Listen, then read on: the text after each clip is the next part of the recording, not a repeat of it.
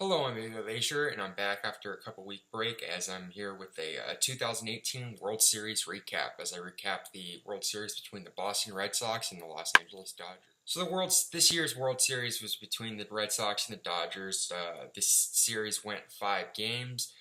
The Red Sox were able to win in 5 games and win their fourth World Championship since 2004. The Red Sox really just dominated in this World Series. Won the first 2 games in Boston, and then we had that 18 inning marathon in Game 3. The Red Sox probably could have won that game if it wasn't for the Ian Kinsler error. But then they came back in Game 4. They were down 4-0 in that game, and they were able to come back thanks to a Mitch Moreland 3-run home run, and then a Steve Pearce tying home run in the 8th inning, and then I believe Devers for the Red Sox. He was able to get them lead, and Steve Pearce was able to get them a big insurance hit, and they were able to win in Game 4. And then they pretty much they won by the long ball in Game 5, and David Price pitched an excellent game, and they were able to win last night in Los Angeles, Game 5. The Dodgers lose back-to-back World Series and have yet their drought will go on another year as they will now have not won a World Series in 31 years. And as far as the city of Boston is concerned, their dominance in the Big Four sports continues since 2001, as this was their 11th championship since 2001. If you want the total of that, they have 4 World Series, 5 Super Bowls, 1 NBA championship, and 1 Stanley Cup. So now I'm going to list the 5 reasons why the Boston Red Sox won the World Series. The first reason is 2-out runs. I believe they scored 18 of their 28 runs with 2 outs. I mean, they did this all postseason, and they were just very effective when it came to 2-out runs. I mean, they just wouldn't go away. I mean, the Jackie Bradley Jr. home run in Game 3 against Kenley Jansen, that was with 2 outs. I mean, they were just relentless with 2 outs. They just didn't go away. They didn't feel the pressure. And, that was a big reason why they won. Second reason they won the World Series was David Price. It wasn't really the way he started the postseason this year. It was the way he finished. David Price has been, I think in his postseason career is it's been very shaky. If I'm being kind of overly nice. But he pitched that Game 5 in the ALCS to get them to the World Series. What he did in Game 2, and then last night in Game 5, he was able to basically alternate, the narrative and change it and prove that the money that they paid him, that he was worth it. He was very emotional after the game, and as he was finally able to get that ring, and he was just able, he was able to change the narrative and possibly make himself into a Hall of Famer. I think another key reason why they won was, I think most of the season for the Red Sox, it's been about 2 guys, the MVP candidates, Mookie Betts and JD Martinez. I think JD Martinez had a good postseason, but he didn't necessarily was their best player. Mookie Betts, I think, had a pretty quiet postseason and was quiet up until that home run he hit last night that gave him some insurance in that Game 5. I think it was the other players. It was the Jackie Bradley Jr.'s. He was the ALCS MVP. Steve Pearce, the World Series MVP.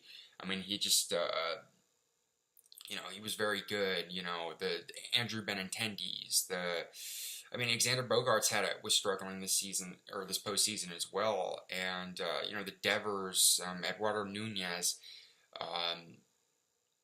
just a lot of the the other core or the other key players, they were able to get it done, and they just had more depth than the Dodgers when it came to their lineups.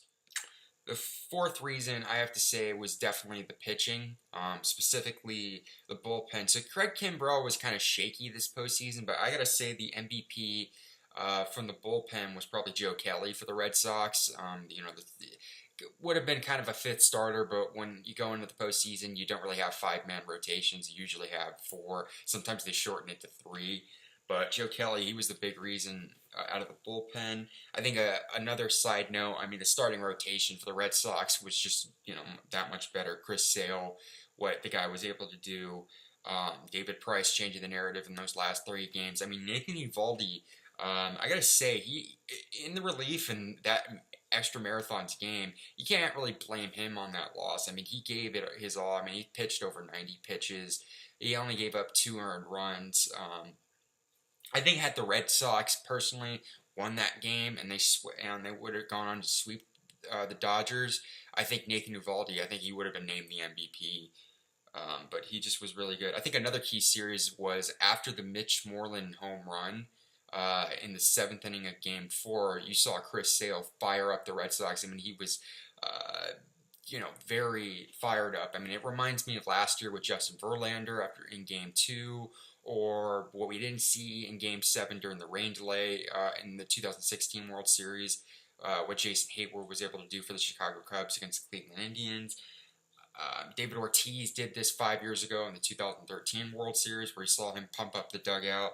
So, and that's a key moment. And it's funny, the team around him, his teammates didn't really have a reaction, but I think they got the message, because they definitely answered with 5 runs afterwards. So that was huge for them. And then the 5th and final reason the Red Sox won the World Series this year was the dominance. I mean, they won 108 games this year. I mean, they're definitely going to go down as one of the greatest teams in baseball history, especially on the road. I mean, they only lost 1 road game in this postseason. All these series only went 1 extra game.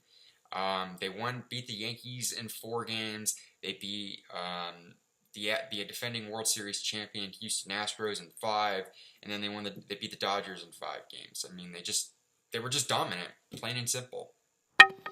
Now moving on to the other side of it, the Los Angeles Dodgers, and list the 5 reasons why they lost the series. Going on with the first reason, I think the reason they lost was the big reason they lost was Dave Roberts' management, specifically on starters.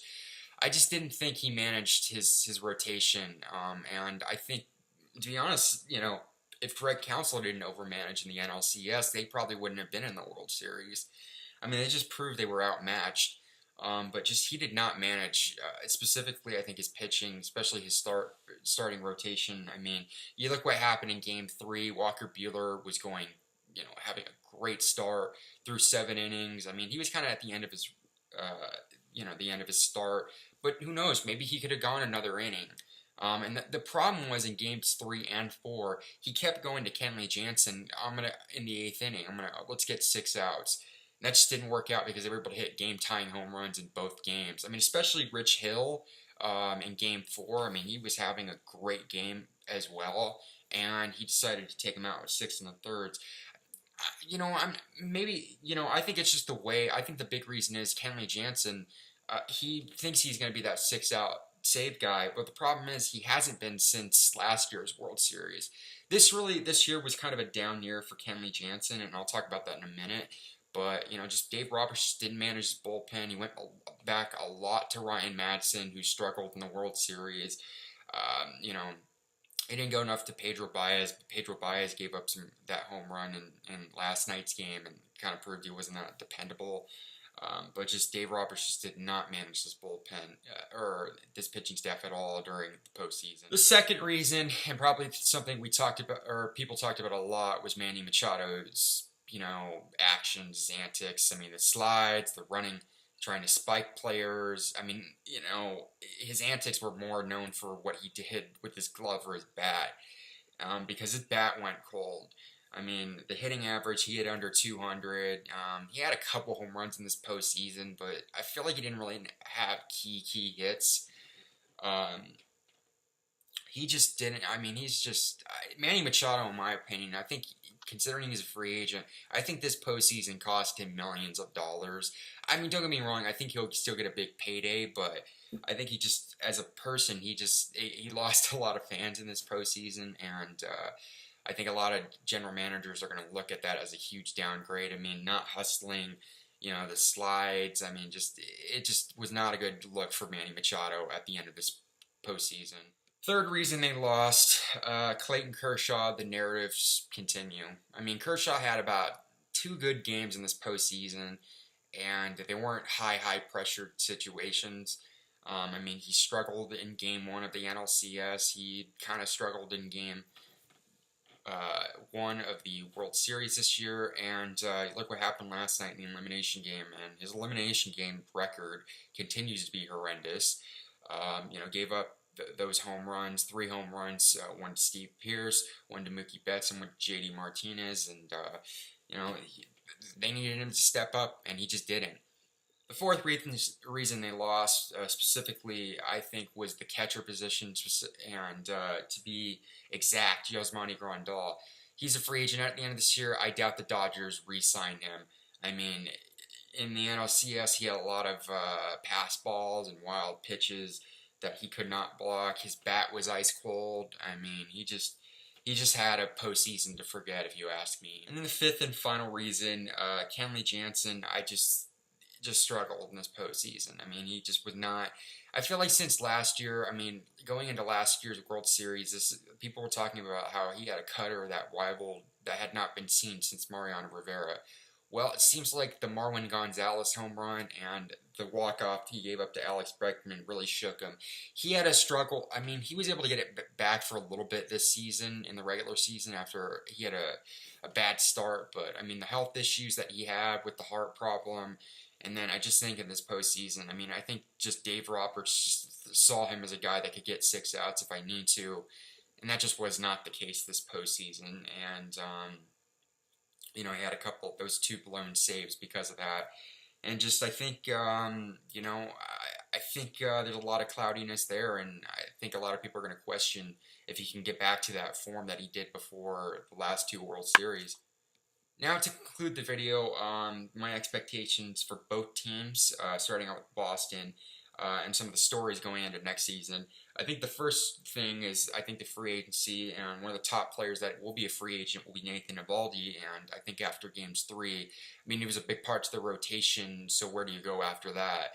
I think he's definitely going to get a huge payday, and I kind of think somebody else will look at him. I mean, I think Boston's rotation is still pretty stacked with Porcello and Sale and David Price and a lot of those other guys. But Nathan Eovaldi, he's a big piece to why they got to the World Series and won it this year. And that's going to be a huge loss if they lose him. And who are they going to put in that to fill in that role if he's gone? Third and final story, and that is going to probably be big for the Red Sox next year, is I got to say the American League East looks to be pretty competitive. It's very hard in past history for World Series teams to make the playoffs, and it's been a while since a team repeated. Last time was those 3 World Series championship teams that the Yankees had in the late 90s to early 2000s. I think you look at the American League East, the Yankees obviously are going to go out in free agency and make some moves to strengthen their team in order to pass the Red Sox in the standings next season. I think Tampa Bay, a 90-win team, and they're definitely looking to make that next step next season. You got to look at, I think Baltimore is definitely going to be tanking and rebuilding for the next few years. Toronto could they got some young players that I like and for their future, and they could be good within the next year or 2, but that's about it. But the American League East, I think, will definitely be a lot more competitive next year, and I think their road to just even get back into the postseason for the Red Sox is going to be very hard to. And now you move on to the Los Angeles Dodgers. The first story I got to talk about is Clayton Kershaw. Now, despite being what people thought was going to be a Dodger for life, I think he has that option on his contract that I think is about $35 million.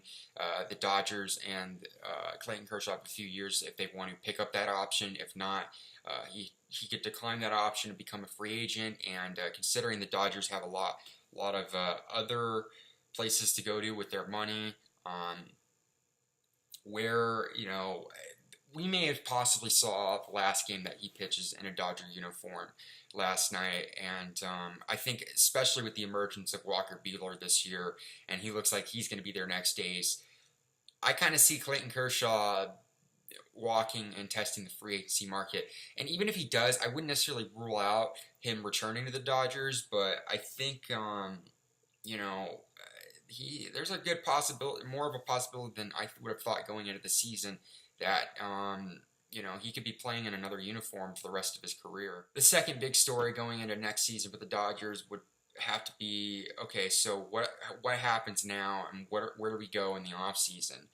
And I think that's a big thing. I think they have a lot of areas that they need to spend areas. So that, I mean, that's why the Clayton Kershaw thing is definitely decision is definitely going to be a big task to answer in the off season. I mean, Manny Machado. Do you decide to bring him back, especially with Corey Seager? I actually kind of think they're not going to spend the money on Manny Machado. I think they definitely need to improve on catchers. They definitely need some bullpen pieces, and they got to figure out with their with the Cody Bellingers, the Chris Taylors, the Kike Hernandezes, where do they fit in our organization? The Jock Petersons, where you flip so many players and they're in and out of the lineup. What players are expendable and what are going to be everyday position players if you keep them? I mean, Cody Bellinger probably is with them probably for a long time, but still, you get the point of the other players. And then I think after Dave Roberts' management in the postseason, I think he's definitely on the hot seat, and he could potentially lose his job, and that might be something that the Dodgers do. And we see it in baseball, even after really good seasons, organizations could move on for managers, and I think Dave Roberts definitely could be on the hot seat. I mean, we look at what happened last year with the Yankees. I mean, it was a really up-and-coming year for them, and they moved on from Joe Girardi after losing in 7 games in the ALCS, which was a surprise to many. But I think in likelihood, I mean, I saw on social media a lot of Dodger fans want him gone.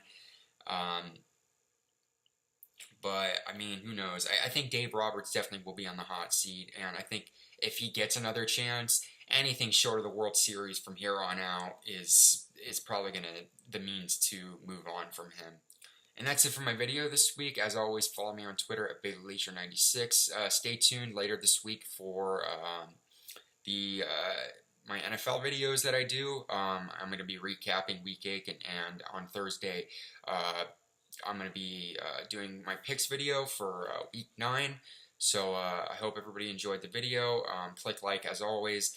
If you like the content on my channel, please subscribe, and leave your comments below on what you thought of this year's 2018 or this year's World Series. So thanks everybody for watching, and I will see you all later.